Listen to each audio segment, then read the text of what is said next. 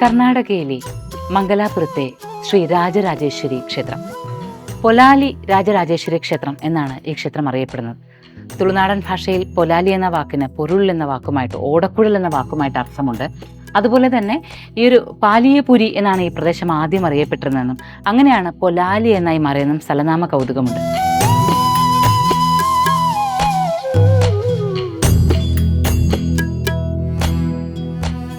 ഏതായാലും ഈ ക്ഷേത്രത്തിൻ്റെ ഒരു വലിയ പ്രത്യേകത ഇവിടുത്തെ ചെണ്ടു എന്നറിയപ്പെടുന്ന ഉത്സവമാണ്.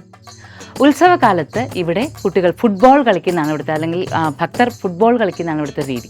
അതായത് ശരിക്കും പറഞ്ഞാൽ ആ രണ്ട് പക്ഷത്തിൻ്റെ യുദ്ധം എന്നുള്ള രീതിയിലാണ് ദേവി അസുരന്മാരെ നിഗ്രഹിച്ചതുപോലുള്ള യുദ്ധത്തിന് സമാനമായ രീതി, രണ്ട് പക്ഷക്കാർ ചേർന്ന് നടത്തുന്ന മത്സരം എന്നുള്ള രീതിയിലാണ് ഈ ഒരു ഫുട്ബോൾ കളി ഇവിടെ നടക്കാറ്. അതിന് ചെണ്ടു എന്നാണ് അറിയപ്പെടുന്നത്. ഒരുപക്ഷെ നമുക്ക് ഭാരതഭൂമിയിൽ ഇങ്ങനെ ഒരു ക്ഷേത്രം നടാടെയായിരിക്കും നമ്മൾ പറയുന്നത്, പൊലാലി രാജരാജേശ്വരി ക്ഷേത്രം.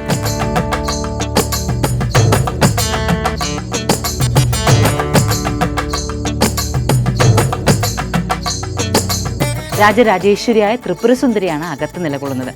ഈ ക്ഷേത്രത്തെക്കുറിച്ച് പറയുകയാണെങ്കിലുണ്ടല്ലോ, ശരിക്കും കണ്ടാൽ നമുക്കൊരു അത്ഭുതം തന്നെയാണ്. ഇവിടേക്ക് പുറത്തുനിന്ന് വരുമ്പോൾ നമുക്ക് മാംഗ്ലൂരിലെ മറ്റുള്ള ക്ഷേത്രങ്ങൾ കണ്ടിട്ടാണ് വരുന്നതെങ്കിൽ ഇവിടെ തനി കേരളീയമായ രീതിയിലുള്ള ക്ഷേത്രഭൂമിയാണ് നമുക്ക് കാണാം.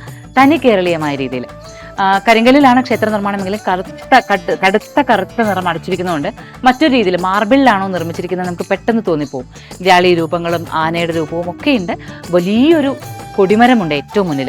ആ കൊടിമരത്തിൽ തന്നെ അഷ്ടദിക് പാലകരുണ്ട്. വീതിയുള്ള കൊടിമരമാണ്. ഇതെല്ലാം കണ്ട് ബലിക്കൽപുരയിൽ വന്നാൽ, ബലിക്കൽപുരയും ഈ പറഞ്ഞ പോലെ ശില കൊണ്ട് നിർമ്മിതമാണ്, കല്ലുകൊണ്ട് നിർമ്മിതമാണ് എങ്കിലും നമുക്ക് മറ്റൊരു രീതിയിൽ നിർമ്മിച്ചതുപോലെ തോന്നും.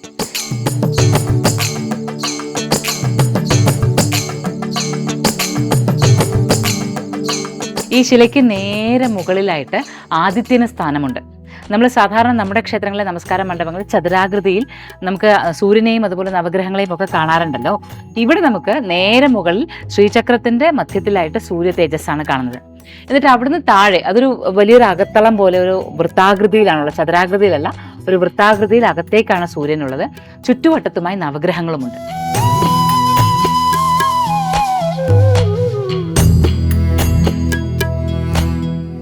ഈ ക്ഷേത്രവുമായി ബന്ധപ്പെട്ട ചരിത്രം പറയുകയാണെങ്കിൽ 8ാം നൂറ്റാണ്ടിലാണ് ഈ ക്ഷേത്രം നിർമ്മിച്ചതെന്നാണ് പറയപ്പെടുന്നത്. സുരതവ് എന്ന രാജാവാണ് നിർമ്മിച്ചത് എന്നും ഒരു ചരിത്രമുണ്ട്. ക്ഷേത്രത്തിനകത്തേക്ക് പ്രവേശിക്കുമ്പോൾ ഇരുവശത്തുമുള്ള ദ്വാരപാലകർ അവർ പോലും ലോഹ നിർമ്മിതമാണ്. സ്വർണ്ണ നിറത്തിലാണ് ആ ഒരു സാന്നിധ്യം തിളങ്ങുന്നത്, തന്നെ സുവർണ്ണ നിറത്തിലാണ് ദ്വാരപാലകർ പോലും. ഇനി അകത്തേക്ക് കയറിയുള്ള കാഴ്ചയുണ്ടല്ലോ, അത് പറയാൻ നാവിന് ശക്തി കിട്ടില്ല.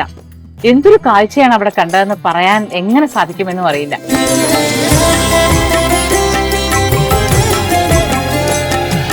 ഭഗവതിയുടെ ദർശന സൗഭാഗ്യത്തെക്കുറിച്ച് പറയാൻ തുടങ്ങുമ്പോൾ തന്നെ അകത്ത് ദീപാരാധനയായി. അകത്ത് നമ്മൾ ഈ വെലിക്കൽ കിടന്ന അകത്തേക്ക് ചെന്നാൽ വിശാലമായൊരു അകത്തളത്തിലേക്കായിരുന്നു. വളരെ വലിപ്പമുള്ളൊരു നാലമ്പലമാണ്. ആ നാലമ്പലത്തിൽ തന്നെ ശ്രീകോവിലുകൾക്ക് 4 അറകളാണുള്ളത്. അതിൽ ഏറ്റവും നമ്മൾ കയറി ചെല്ലുമ്പോൾ ഈ നടയ്ക്ക് നേരെ കാണുന്നിടത്താണ് ശ്രീ രാജരാജേശ്വരി നിലകൊള്ളുന്നത്. രാജരാജേശ്വരി എന്ന് പറയുന്നത് ശരിക്കും സുരതൻ എന്ന രാജാവ് തൻ്റെ കൈയാൽ കളിമണ്ണാൽ നിർമ്മിച്ച വിഗ്രഹം. ആ കാലത്ത് 8ാം നൂറ്റാണ്ടിൽ നിർമ്മിച്ച വിഗ്രഹം അത് അങ്ങനെ തന്നെ ഇന്ന് നിലകൊള്ളുന്നു എന്നാണ് വിശ്വസിക്കപ്പെടുന്നത്.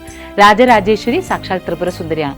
വളരെ വലിപ്പമുള്ള, അതായത് നമ്മളിങ്ങനെ നോക്കിക്കഴിഞ്ഞാൽ ഉയരത്തിൽ മാത്രം കാണാനാകുന്ന രീതിയിൽ ഭഗവതി ഇരിക്കുന്ന രീതിയിലുള്ള വലിപ്പമുള്ള വിഗ്രഹമാണ്. കളിമണ്ണിൽ നിർമ്മിച്ചിട്ടുണ്ടെങ്കിൽ ചുവന്ന നിറമാണ്. ഭഗവതിയുടെ തീക്ഷ്ണമായ കണ്ണുകൾ നമ്മളിങ്ങനെ ശക്തമായി നോക്കുന്ന പോലെയാണ് നമുക്ക് തോന്നുന്നത്. എങ്ങനെ ഉടലാകെ വിറപുണ്ടു പോകും ഒരു നിമിഷം ആ കണ്ണുകളിലേക്ക് നോക്കുമ്പോൾ. ഒന്ന് ഭഗവതി വളരെ വലിപ്പമുള്ള രൂപത്തിലാണ്. ഇത് കൂടാതെ വിടർന്ന കണ്ണുകൾ.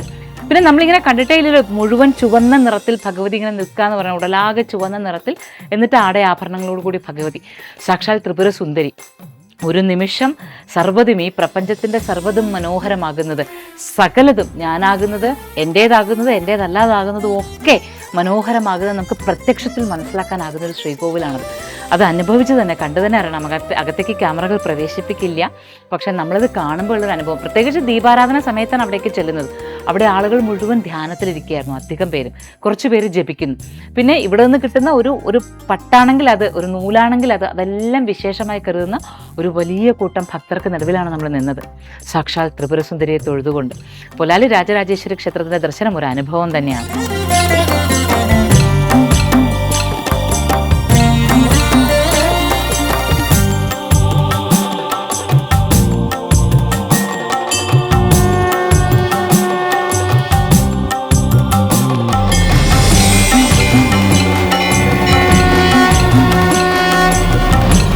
ഇവിടെ രാജരാജേശ്വരിക്കൊപ്പം തന്നെ അകത്ത് ദുർഗാ പരമേശ്വരി ഉണ്ട്. ഇതുകൂടാതെ ഗണപതിക്കും സുബ്രഹ്മണ്യനും സാന്നിധ്യമുണ്ട്.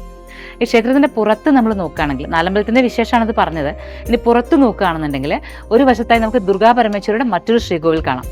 തനി കേരളീയമായൊരു രീതിയിലുള്ള ക്ഷേത്രം എന്ന് തന്നെയാണ് അതും പറയേണ്ടത്. അപ്പോൾ നമുക്ക് ദുർഗാ പരമേശ്വരിയുടെ ക്ഷേത്രം കാണാം. ഇതുകൂടാതെ ക്ഷേത്രപാലകനും കളിമണ്ണിലാണോ നിർമ്മിച്ചിരിക്കുന്നത്, കുറച്ച് അകലെയായിട്ടിരിക്കുന്നു, കളിമണ്ണിലാണോ നിർമ്മിച്ചിരിക്കുന്നതെന്ന് സംശയം തോന്നാം.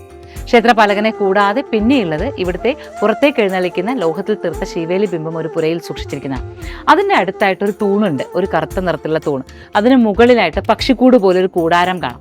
ദേവിയുടെ ഭൂതഗണങ്ങളിൽ ഒന്നായ മങ്കത്തായി അവിടെ നിലകൊള്ളുന്നു എന്നാണ് വിശ്വസിക്കപ്പെടുന്നത്. 2 ഭൂതഗണങ്ങളുണ്ടെന്നും ദേവിയുടെ 2 ഇരുവശത്തിരിക്കുന്ന സഖിമാരാണെന്നും അതിലൊരാൾ പുറത്ത് കാവലാളായി നിൽക്കുന്നുവെന്നുമുള്ള ഒരു ഐതിഹ്യമുണ്ട്. ഐതിഹ്യങ്ങൾ ഒരുപാടാണ്. ഐതിഹ്യങ്ങളെക്കുറിച്ച് ഞാൻ ഒന്നും പറഞ്ഞില്ല ഇവിടെ. പക്ഷേ ഭഗവതിയുടെ കണ്ണുകൾ തന്നെ, ഭഗവതിയുടെ ദർശനം തന്നെ മുഴുവൻ ജ്ഞാനത്തെയും നൽകുന്നുണ്ട്, മുഴുവൻ ആനന്ദത്തെയും നൽകുന്നുണ്ട്. പൊലാലി രാജരാജേശ്വരിയുടെ ദർശനം അത്രയ്ക്ക് വിശേഷം തന്നെയാണ്.